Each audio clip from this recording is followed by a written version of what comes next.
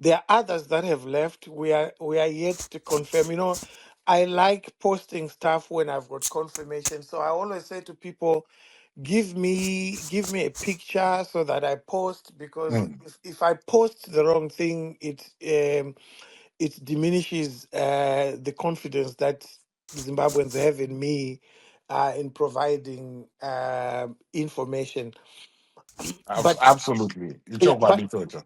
but whatever happens tomorrow, what we have seen is that the system has been rattled. The system is prepared to spend so much money on intimidating citizens, sending trucks full of police officers and soldiers, and yet it's not prepared to put paracetamol into hospitals. It's not prepared to buy books for our kids in public schools. It's not prepared to fix the roads that are riddled with potholes. Inflation is the highest in the world. Unemployment is 95%. But once their power base is threatened, they are prepared to invest in that. That should tell us a lot. And I guess I said the last point, but I just, I'm now in my element, and there are few things I want to say. I've seen a lot of tweets Mm-hmm. questioning. Uh, there's some confusion between Geza, the ZANU PF Central Committee guy, former CIO, and war veteran, and the abuse of the Constitution. Mm-hmm. So when the Constitution has been abused, when you see that it is being abused, if you want to participate, at what point do you realize that uh, you need to do something about it? Do you walk away because someone who was part of the system has decided to fight? Some of the tweets I'm seeing don't make sense to me, because if an enemy that I've been fighting for a long time is suddenly confronted by his own family, I don't walk away. I throw stones at that enemy as well, instead of walking away, because whatever fissures are in ZANU PF, they've weakened it. Uh, 5 years ago, this would not have happened. They would congregate, like when you fight a baboon, the rest come to defend that baboon.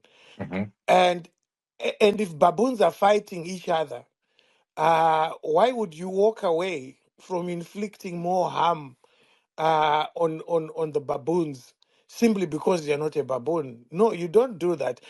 If we had an opposition in Zimbabwe, this was the moment for that opposition to take advantage of the fissures that are taking place in ZANU PF, because ZANU PF is fighting itself, and the opposition is nowhere to be seen because it doesn't exist in a structured form that an opposition is supposed to exist.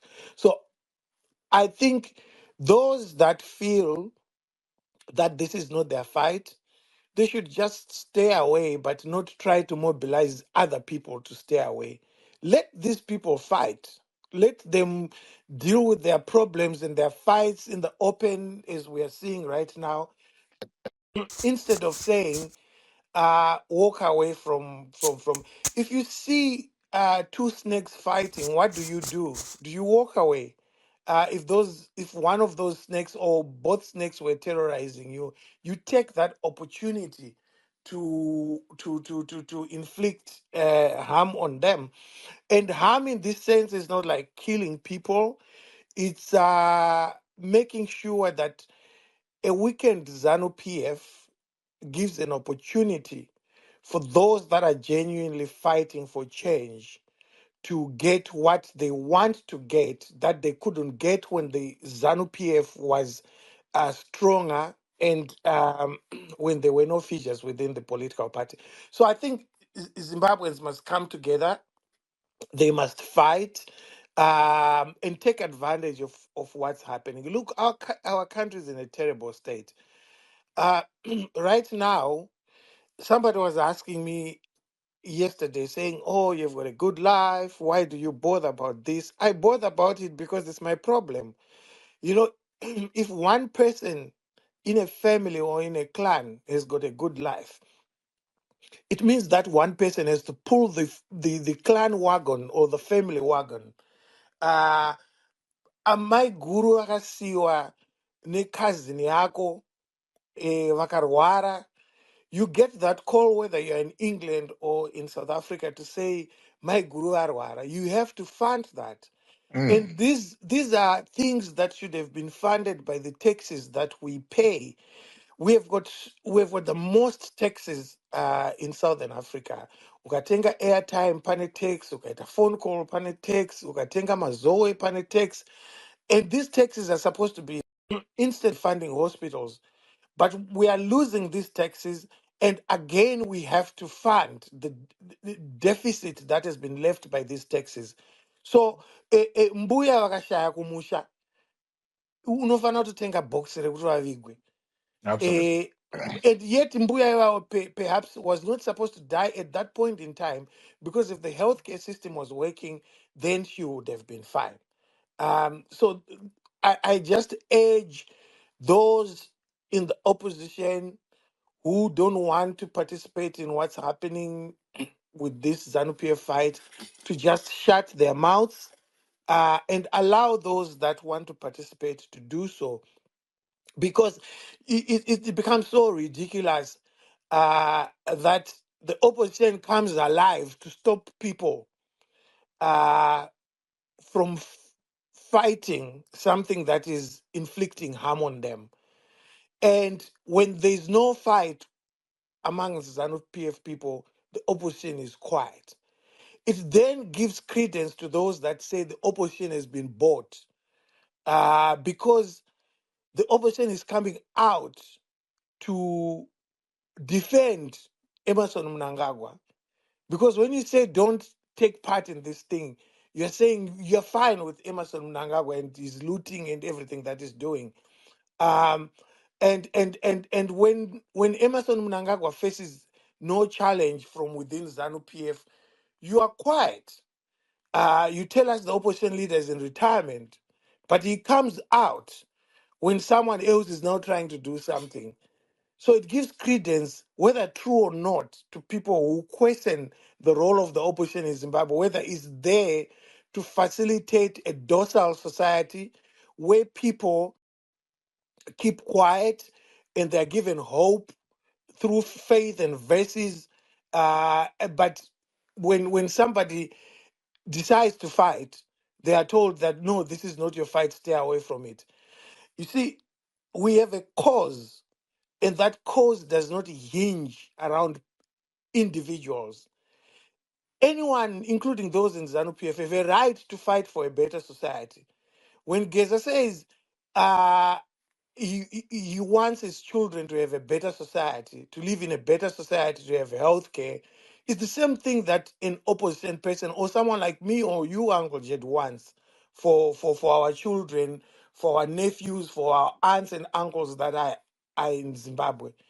So if it means that the opposition has failed and that someone who can inflict the blow that will remove the looters, uh, perhaps, as somebody said to me last week, let's have new looters, not the ones that are there, because these ones don't care about our society.